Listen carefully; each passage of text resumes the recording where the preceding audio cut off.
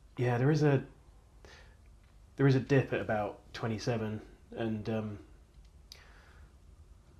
yeah. So has my approach to risk changed?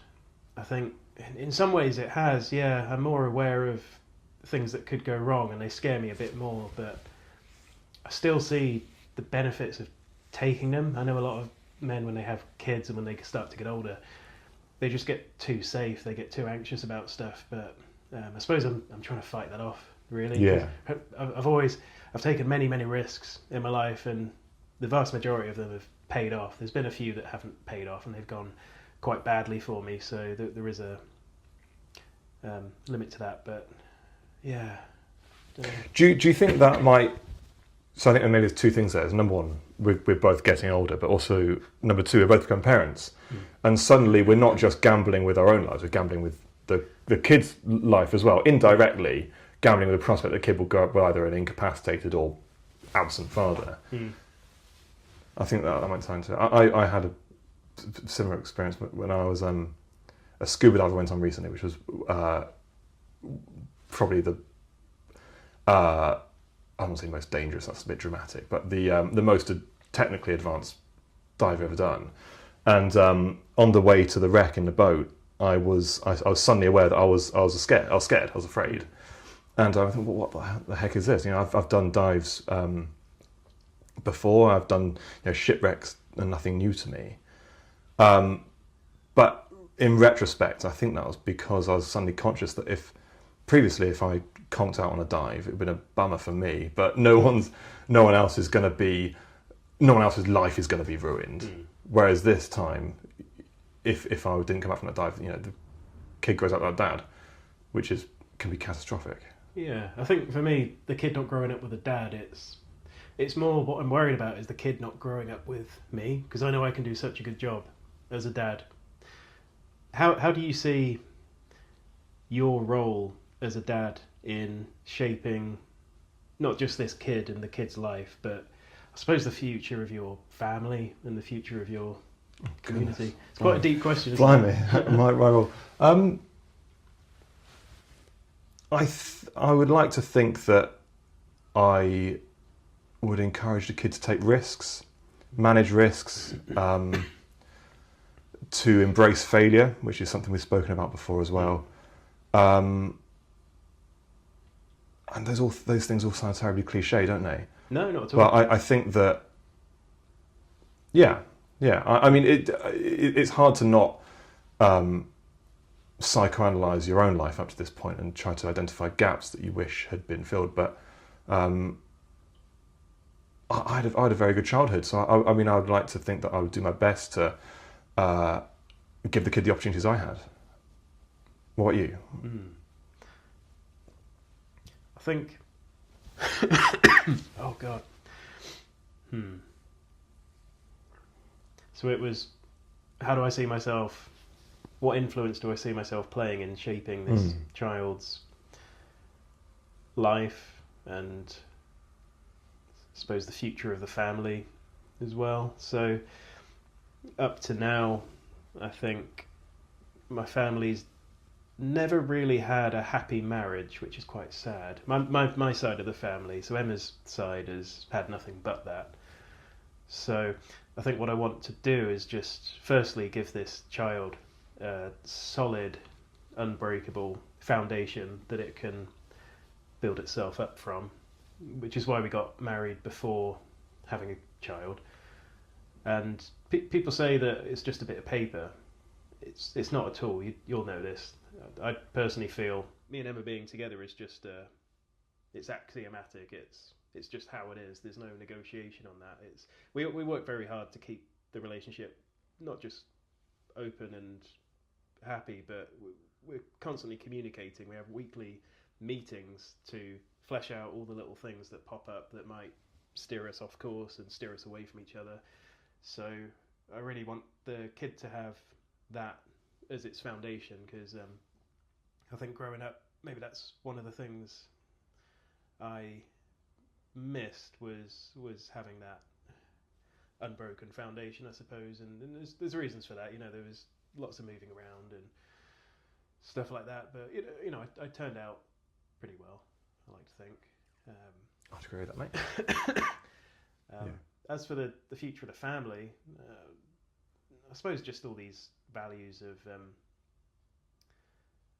well, following what your path is in life. Everyone's got their own path, and a lot of people are too scared to step onto it because it means letting stuff go, and it means growing into a new version of yourself. So part of you has to die, and that's quite scary. So I suppose I'd want to teach this kid and sort of cultivate a family where people are just on their journey that they're called on to be, because it's the only way you should live, really, I think, is doing what you're here to do. And I'm sort of still doing that, even though I completed this big adventure. There's still loads to do. So I've set up a charity, as you know, and working really hard as a husband, all that sort of stuff. So yeah, I think over the last maybe 80 years, 100 years, as a culture, we've had obviously a lot of trauma. We've had World War II. We've had a generation that would just not talk about problems and buckle down, and as long as you're not being shot at, everything's okay. Doesn't matter if you're happy or not. And then he had generation after that, our parents, and then there's us, and we're sort of a generation that's now talking about stuff and being open and about how we're feeling. And I'd be interested to see where that goes, really, because some people think, are we too open about things like mental health now and people's feelings, or have we got it right? I don't know. Like, what do you think about all that? Wow, a lot to unpack. Bit of a I completely empathise where you're coming from with regards to the stability of marriage being a foundation on which to build a family. It is a cliche, but I do think it's true. My parents also split when I was very small, and I never really thought much of it because it happened when I was so young. To me, it was very normal. There's a lot of kids like myself. A lot of kids have that story. My parents are both very competent, good people who did fantastic, who lived up to the task. They lived up to the roles that life gave them, and I hope to be able to do as well. But I do think it affected me psychologically in ways that you only really realise when you're older. Mm-hmm. Like a lot of stuff that I took for granted when I was a kid, as I've got to become an adult, I think that it did leave a mark. I'm not going to say negative at all. It wasn't like a bad thing, but it was unconventional. I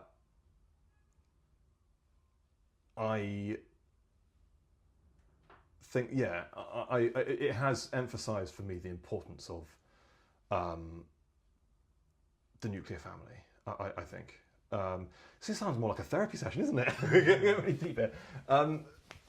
But yeah, to me, I think it's crystallised the importance of the relationship on which the family is built. As you just said, marriage. I agree that it's not just a piece of paper.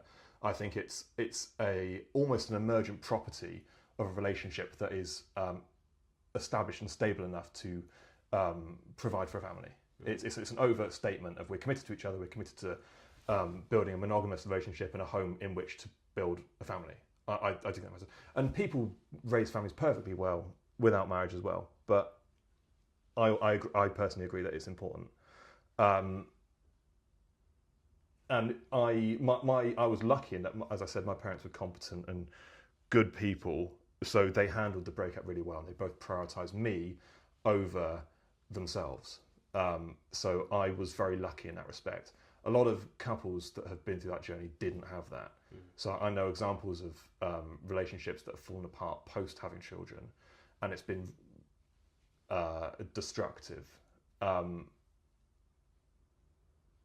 So yeah, for me, that my relationship with Charlotte is the most important thing, because if that's strong, then we're armed and ready to deal with whatever the world throws at us. Mm-hmm. Yeah. I agree. No, it makes you think. So my parents thankfully handled things quite well, and I just think if we've ended up like this, what can our kids end up like if the parents are together and united? with a strong foundation. So I suppose it's a bit of an experiment, really. See how much better it is. Because Emma's parents were together Yeah. like we want to be. And I noticed with her, do you know much about attachment styles? I know nothing about attachment styles. Oh. Enlighten me. So there's 3 attachment styles. It's about how you're attached to your partner. You've got the secure attachment, which is what Emma is. You're basically very healthy emotionally. If your partner comes home and they're in a mood, you can say, "Yep, they're in a mood. I'll give them some space, or I'll talk to them, whatever. But I'm okay." If they come home and they're in a really good mood, or they're feeling extra clingy the other way, you're okay with that. You can give it to them a bit, and you sort of give what your partner needs, and you're secure enough in yourself that you're not really irked by it. You then got the anxious style, so secure, anxious. Anxious is what you'd call a clingy person or a needy person. They basically need you, and they get anxious if they don't get what they need. And so if that person sees their partner withdrawing away, then they're not happy about it, basically. So I've had partners like that before. So my attachment style is avoidant, the avoidant style. That sounds negative, man. Well, it's got its negative Yeah. connotations. Emma's helped me become more secure, but there's the avoidant type, which is if there's anything wrong in the relationship, they tend to shut down, withdraw, avoid.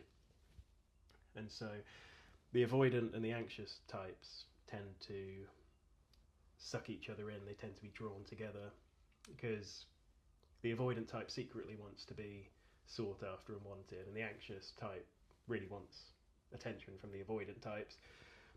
And the anxious type, when it doesn't get attention, it's sort of intrigued. It's like, oh, what's going on? So it ramps it up to try and get attention off the avoidant type. And so I think this kid's probably going to have a very secure attachment style because you can get you get the anxious and the avoidant types. Do people tend to stick into one bracket, or do they rotate through the styles? It tends to be just you're sort of in one bracket. You can move. It's like a spectrum. You've got Right. avoidant, anxious on each end, and then secure in the middle. And you can move towards the middle, but you tend to not go beyond the middle. If that makes sense. And would that style be dictated by the relationship, or do you think it's an inherent property of the person?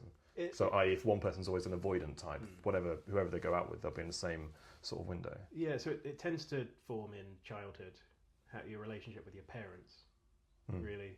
And that's why I came onto it, because so obviously my avoidant style formed with sort of relationship with parents, that kind of thing. I think my reaction to everything was to just act as if I'm not bothered, sort of detach a bit, because that normally happens when the kid's in just a bit too much pain. They think, oh no, this is, I don't care, whatever. So I suppose me as a dad to be, I just want to give that kid a secure base to become healthy in future relationships, because most of my partners, pretty much all my partners, have been the anxious type, and it's always ruined the relationship. I think there's been times like conflict would arise out of seemingly nothing. Like I'd be doing nothing on purpose, or I'd have done nothing, and they'd be really, really upset, or I'd be upset and they've done nothing wrong and stuff. But I noticed with Emma that sometimes I'll do something that would have really annoyed someone in the past, and she'll be absolutely fine. She'll just let it diffuse, and then we're good again. So it's really good. Yeah. That's interesting. Yeah, went off again a bit. No, that's really interesting. That's new to me. I never studied Freud. So. No, it's someone called Bowlby. I can lend you a book about it if you want. It's a really simple theory to understand. Yeah, it makes a lot of sense. Yeah. How's your relationship with Charlotte sort of leading up to this baby, do you think? I think it's changed. I think that our collective efforts have switched onto something other than just indulging ourselves, because like many people in our late 20s, life was basically just one long party for about 10 years, which was fantastic, but things are changing, and you kind of touched on something like this earlier, but I feel like from school onwards everything is geared towards the next milestone. Like your 5-year marker post, you study hard to get the grades. You get the grades to go to uni or to technical training, whatever, and then your goal is then to pass your degree or whatever vocational program you're on, and then it's right. You start your career and you're working to impress your employer to move along the career ladder. And then it's saving for a house, and you save, and then it's find a partner and build a stable relationship, and then get married, or whatever you choose to. But it's always very the next goal is very clear, and I feel like the ultimate one is parenting. That is it. So I had a time when I got my current job, and I got into a stable relationship with Charlotte, and knew that she was one I wanted to spend the rest of my life with, and it was a little bit like, oh God, what now? Because everything has been moving towards the next goal. And I feel like parenting is just the last manifestation of that impulse, because you'll be doing it for the rest of your life. Like, this is it, the rest of your life. And so we're kind of both moving towards that at the same time. So we've got we're both very tangibly pulling in the same direction, which I think is fantastic. And it's the reason for which I emphasise the importance of the stable relationship, because you're both putting in the same direction, and will be for the rest of your life. And it's something that literally 100% of my ancestors succeeded in. Mm-hmm. So it's kind of like, I'm not going to be one to drop the ball. Yeah. What about you? It's just interesting thinking every one of our ancestors has successfully done this before. And I think when the baby's there, it's been born, it's in my hands. Yeah. I think there'll be this moment where I look at it and I just think, this action right here is connecting me with millennia of ancestors. Yeah. As far back as, beyond the time we were even human. Yeah. And I just think that'll be quite a moment. But yeah, how has my relationship changed with Emma? We haven't actually known each other that long. We got married after a year of meeting. It's a beautiful day. And then it was, you officiated it. I did. Very good time. Unofficially officiated. Well, and basically ran the whole thing, made sure everything was, It was a wonderful day. Yeah, thanks again, by the way. It was a beautiful day. Pleasure. Always in your debt for that. And then within about another half a year, she was pregnant. So, within 2 years of meeting, she'll have my baby. So that's not very long at all. So how has the relationship changed? It hasn't really. I think it's always been a relationship based on, we're going to get married and have a child. Let's work towards that from day one. Because there was very little time from meeting to getting together. She had a boyfriend at the time, but you know that saying, when you know, you know. I always thought that was a load of crap, but we did know. We definitely knew straight away.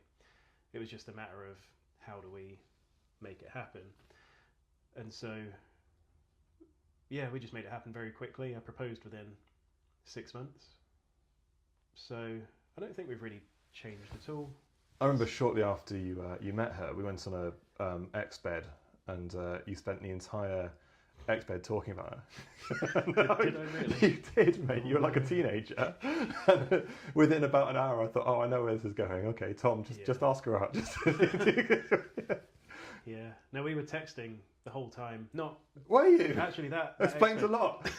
That ex-bed, the 2 days, was probably the longest we've gone without talking, because I said to her, I need to just have a couple of days with Oscar, just in the mountains, just to think about things and whatever. And so, we didn't talk about that, but the whole time around that, we were sending like 2-3 page essays by text the whole time. And I remember my mum, when I met up with my mum to go shopping shortly after meeting her, she said I looked like a teenager again. Like the smile on my face was just, so we... It's a beautiful thing, man. Beautiful thing. Yeah, because she said as well, she was texting in the beginning, she was thinking, I've got a long-term boyfriend, it's all in my group of friends, it's all well established, we're happy, or we're content, things are okay.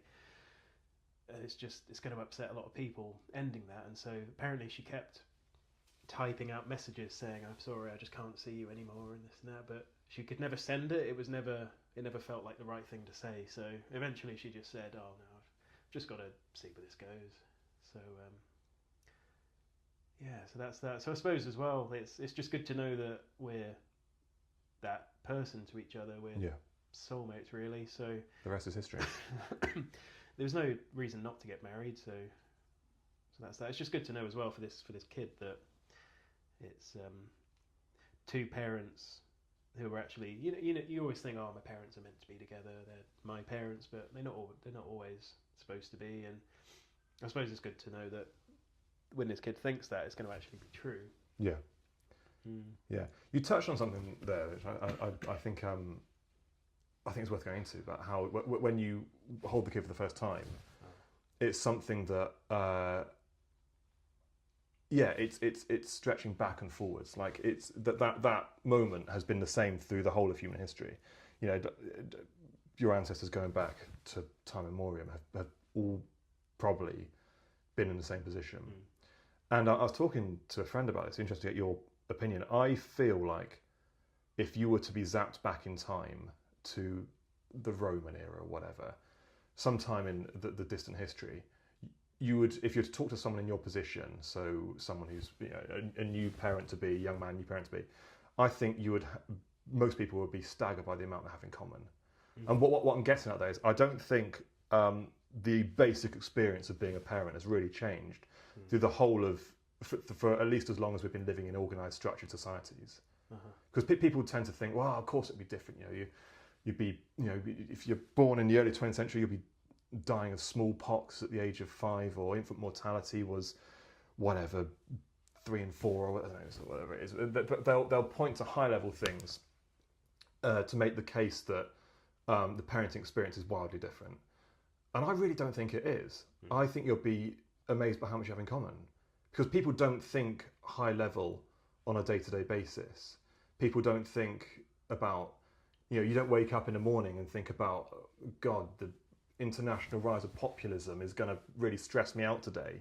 You think about the things that are within your immediate first-person experience, i.e., what's my financial situation like next month? Am I going to have enough money to meet the bills, or are we going to go on a holiday to Greece or wherever? But you think more about your immediacy.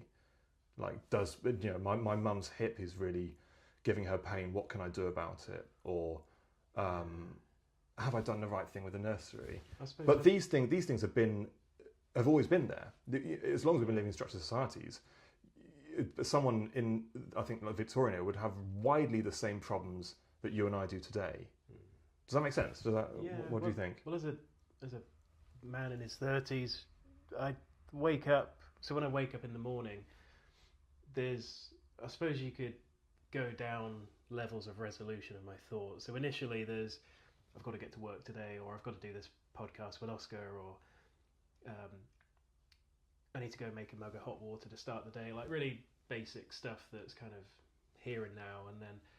But as I go down the levels, there's insecurities. There's, how do my friends see me? How does my family see me? And like you said, that's going to be exactly the same going back through time. They are timeless concerns, What's my status like? Relative to your peers in particular. And you said, relative to my peers, how can I both compete and cooperate with peers and family and co-workers, stuff like that? Because, sorry to jump in there, but people will... The friend I was talking to was saying about how, what is the wealthiest echelon society has become wealthier, and how the problems at the extremists have changed, which is true, but people don't tend to compare themselves to the widest possible extreme of wealth or class disparity, whatever. You think about people who are your contemporaries, who you associate with, and those, you're worrying about your status relative to those people has always been that way. I take kind of reassurance in that. I take kind of the problems that I face are likely to have been encountered by many, many Goodmans going back throughout history, and are clearly surmountable.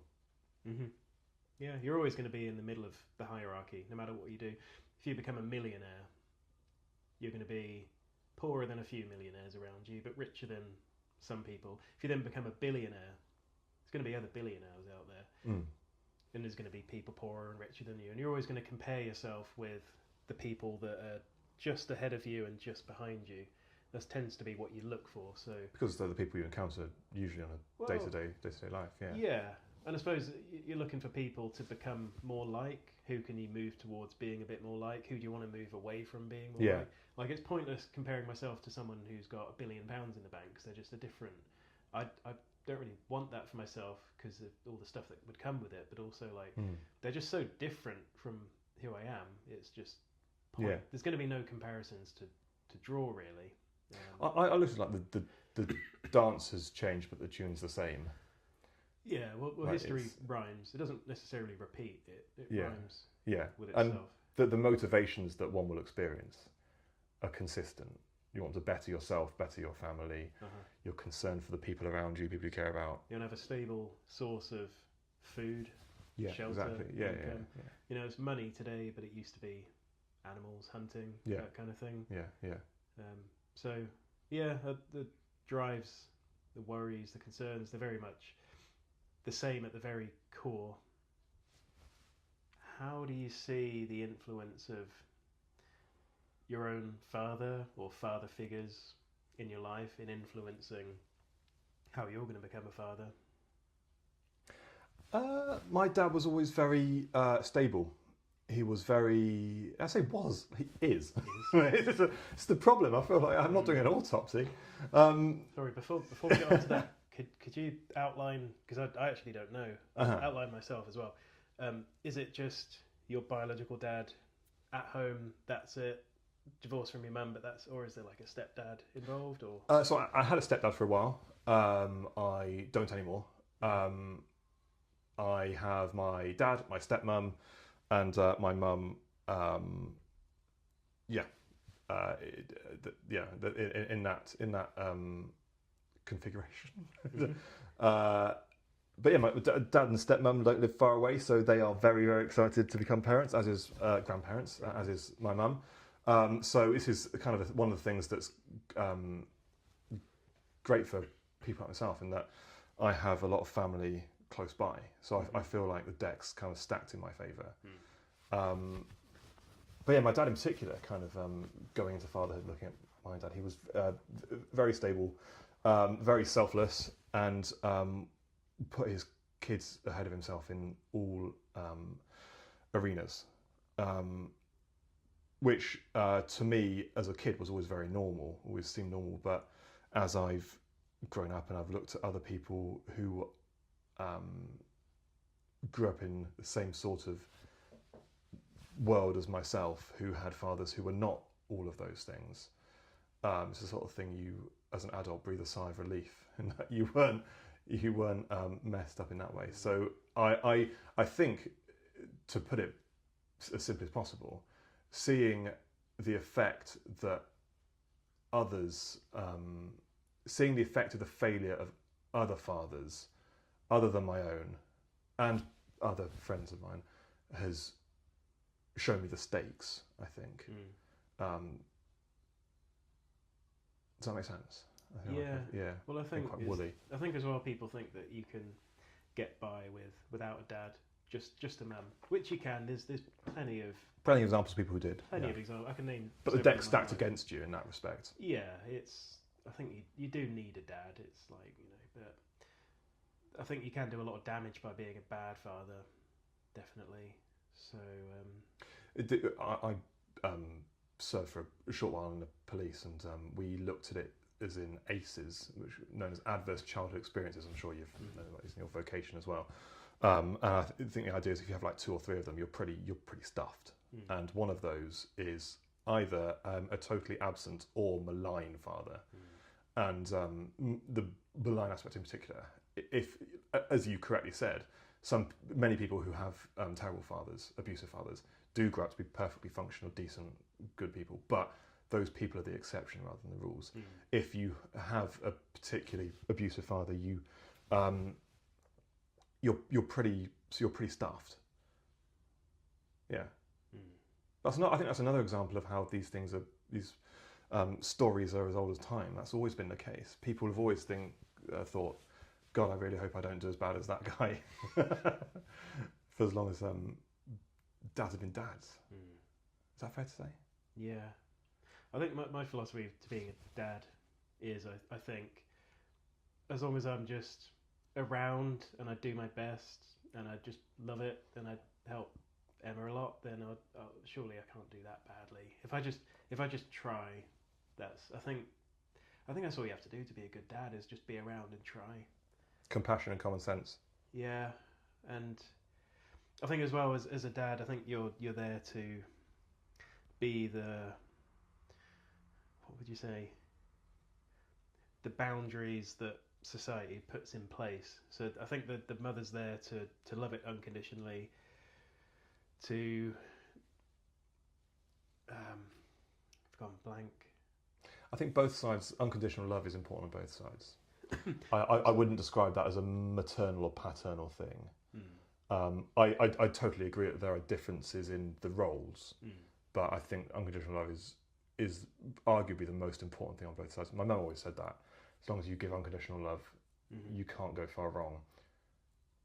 She also said something which I really, really like, which is I asked her a while back, how much did it cost to raise a kid? Because we always hear about how it's going to bankrupt you and it's going to be, it's eye-wateringly expensive. And I said, Mum, how much did it cost? And she goes, it'll cost all your money, Oscar. And I said, what a terrible answer. What do you mean it'll cost all your money? It's like, it'll cost all your money. It's like, specifically how much? Like, as in, you know roughly how much I earn. What percentage of my income do you expect to have to spend on a kid? And Oscar, it'll cost all your money.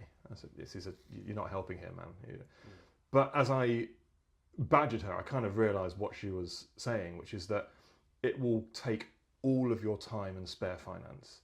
You will make it work, whatever your socioeconomic background is. If you've got the basic skill set, you'll make it work. But it will cost all your money. If you're dirt poor, you'll manage. If you're very, very wealthy, you'll manage. But it will still cost, eye-watering amounts of money, which I quite like. Yeah. Yeah. How have you been prepping, do you think? Yeah, so we've basically said... Initially we said we want to be really minimal with everything and being told you need this, you need that, all these things to have a baby. I got kind of annoyed because I was thinking, no, it's just the baby industry trying to make me spend all my money on stuff I don't need, and most of it you don't actually need, because all we've done really is we've just talked to people who have had a couple of kids and people that are quite like us. They're quite minimal, they're quite sensible with money. And we've just said to them, what do we need? Write me a list. And we've compared the lists and we've gone with whatever's on that list. There's things on the list like a snot sucker. Oh.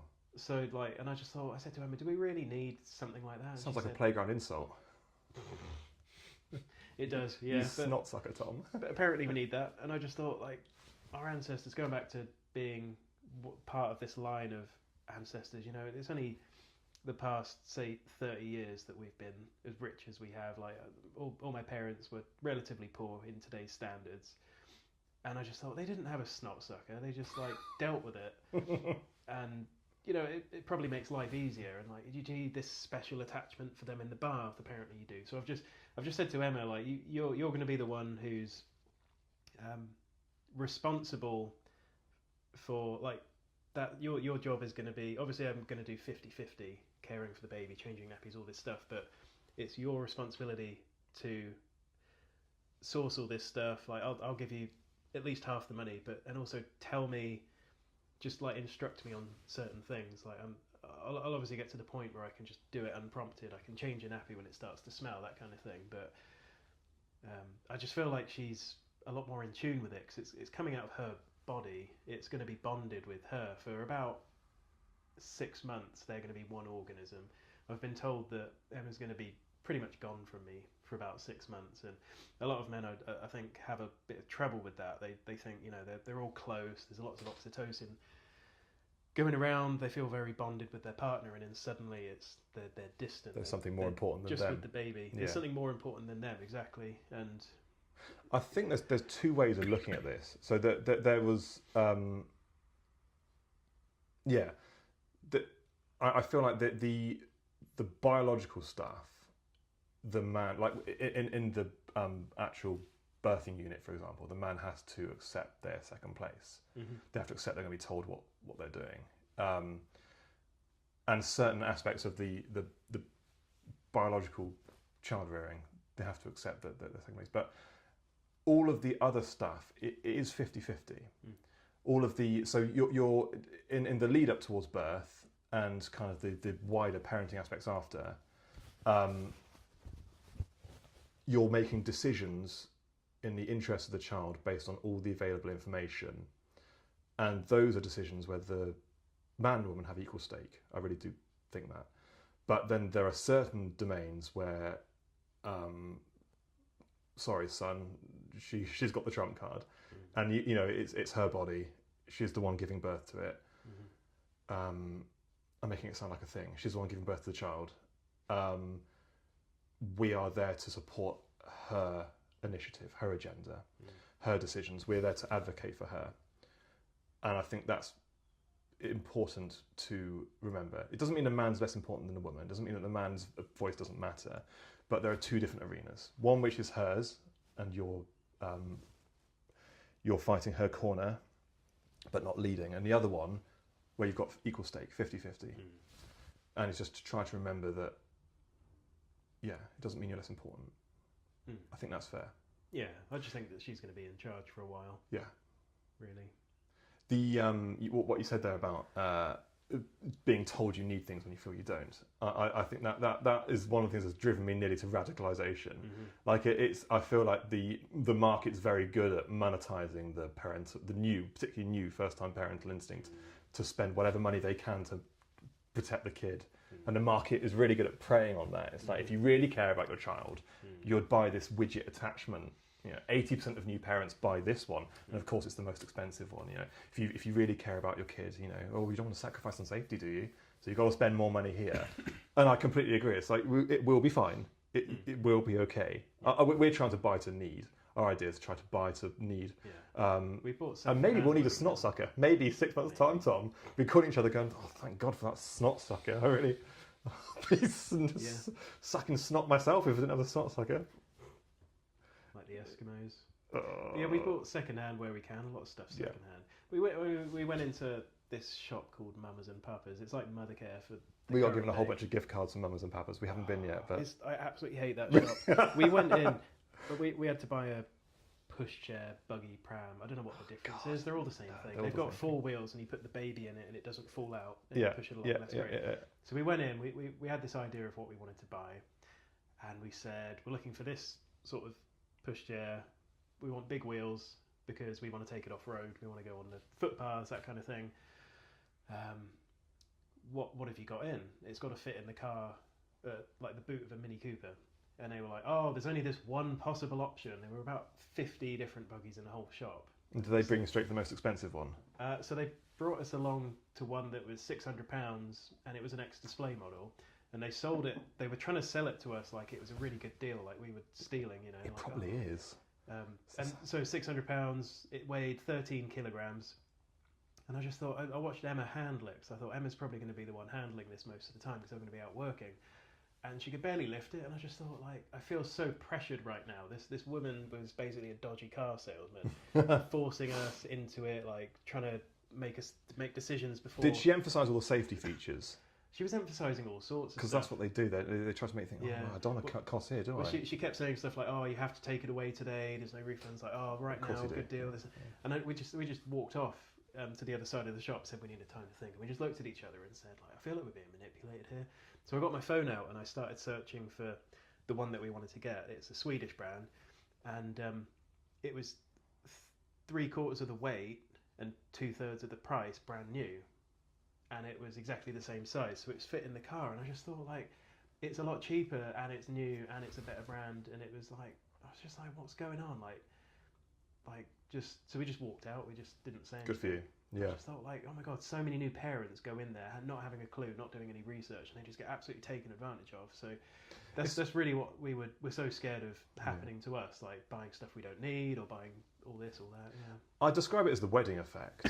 It's the wedding up marks. Like you've got these napkins, 100 for £2 from B&M or whatever.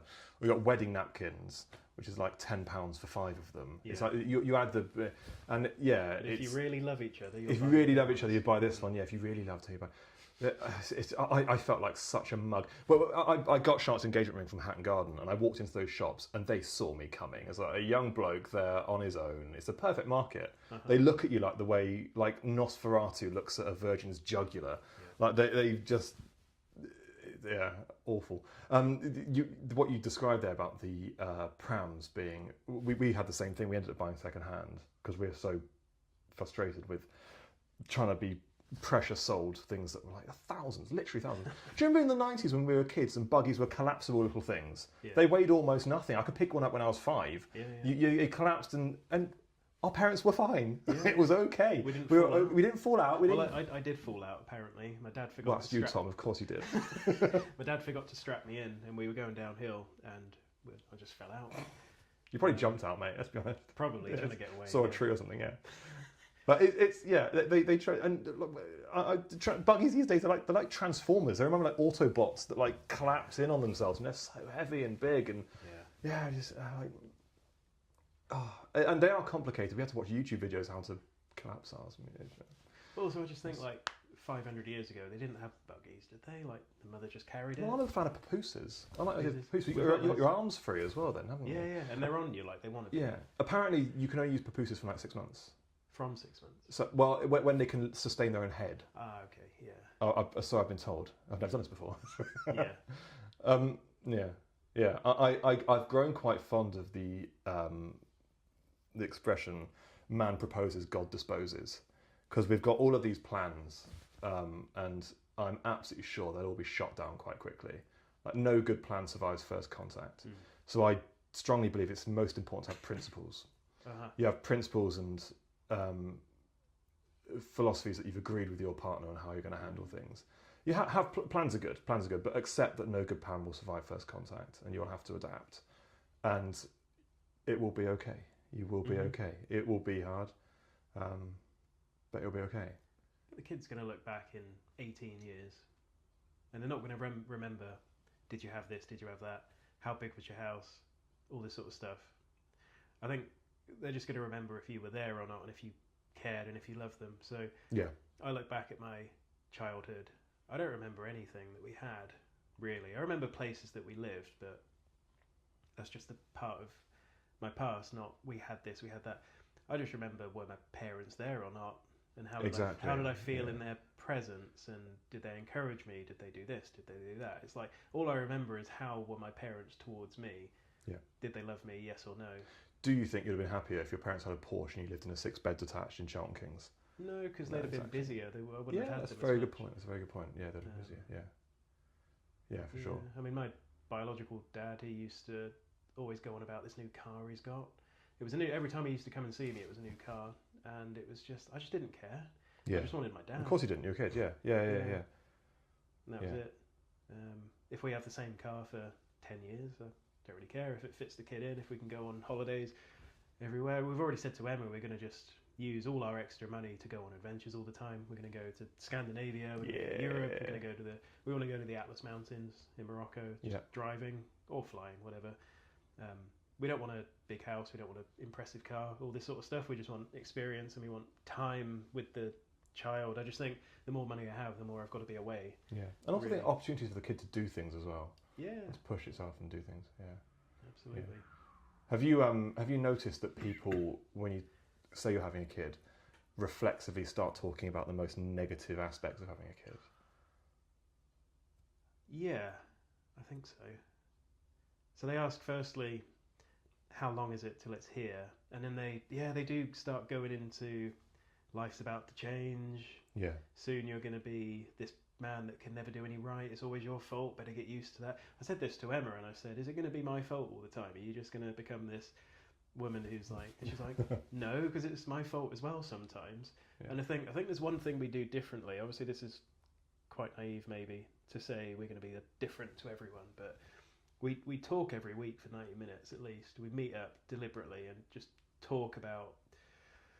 Some of it's admin, some of it's diary stuff, but a lot of it is just we just talk about the stuff that a married couple normally keeps to themselves. Things like, what's annoyed you about me this week? Oh, you didn't do the washing up when you said you would, or you thought this was my fault, but it wasn't. And because it's out of context, because it's not in that situation anymore, both of us can actually sit back and think, how did I contribute to that, to her or him being upset? And the rule is we have to actually ask ourselves, how did I contribute to this? And what we do now, I think we've practiced that so much that actually in the situation now, we can notice how we've contributed to the other person being upset. So I like to think that when something is Emma's fault, she'll at least acknowledge it, maybe retrospectively. But I do as well. Like if I've done something wrong, I'll just apologise there and then. And I think a lot of people don't really do that. My own parents didn't do that. It was always I like they that. had to be right. I like that. Yeah. And I mean, if you win an argument, you can never really win an argument with your partner. You can win the argument, but because they're not your problem or her problems. They're both of your problems. So yeah, well, as well, yeah. like if you win an argument, if you defeat the other person, all you've got is someone who loves you a bit less, and is a bit ticked off. It just becomes a bit of resentment. Yeah, no, I completely understand. I think that's a very good idea. Yeah, it's to remember you're both shooting the same direction. Yeah. Do you want me to pass you your water, Manny? No, I'm okay. Right. That's shooting in the same direction. When we have these meetings, we always sit next to each other. Yeah. As well, we're never opposite each other. Not like the House of Commons. No, exactly. We're always right next to each other, Yeah. facing the same target and moving in the same direction together. No, I think that's a really good idea. Yeah, I like that. Yeah. So, good place to end. Last question though. Are you excited, nervous, or a bit of both? Excited, nervous, a bit of both. I've been asked this a lot. Are you nervous? Are you excited? I think the most appropriate word is daunted. Because people are saying, "Oh, I bet you're nervous," and I don't want to sound cocky, but I'm not. I'm not nervous, but nervous has negative associations. But I am daunted. It's a big thing, and as I said, I think the deck's stacked in our favour. We've got strong relationship, we've got a strong support network. So I don't think I'm nervous. But that's in as I was saying a minute ago. I found a lot of people reflexively talking about the worst parts of parenthood, which I found very frustrating. But get ready for no sleep, or get ready for sleep, or get ready to be tired all the time, or get ready to sacrifice all your hobbies.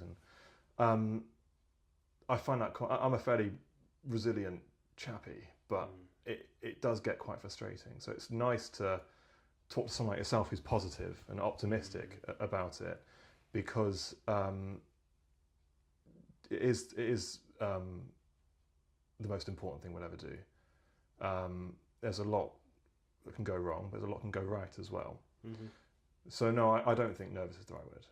I'm gonna settle on daunted, and all the people who are saying, get ready for sacrifice your life, I can bloomin' shut up, because we both know it's going to be hard. We know it's going to be hard. We know it's going to be difficult. It's going to be the most challenging thing we do, but it will be okay. How about you? I don't know if it's because we're in our 30s that I feel differently. I think I would have been nervous 10 years ago, but I'm not nervous. I'm just excited. I think I'm nervous about little events in time, like the birth itself. I'm worried, is Emma going to be okay? Am I going to be able to be the person that she needs me to be? Am I going to make a tit of myself in the ward, or what's going to happen? But I'm just worried about that one thing. But then once that's happened, it's I suppose I'm worried about tiny events in time, not the overall thing. So anxiousness is very normal. It's a normal response. Yeah, it's kind of a useful anxiety. Yeah, really. And I think it's healthy because it means it shows you're taking it seriously. Yeah, when we were getting together, me and Emma, I told her about this book at the time called Flatland. Have you heard of that? I haven't.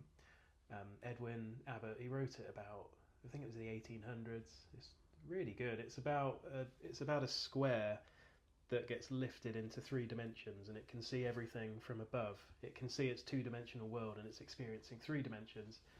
And the idea is that you read the book and you're supposed to be able to imagine if you as a three-dimensional creature is lifted into four dimensions, and what would you see, and how would you explain it to those people back home?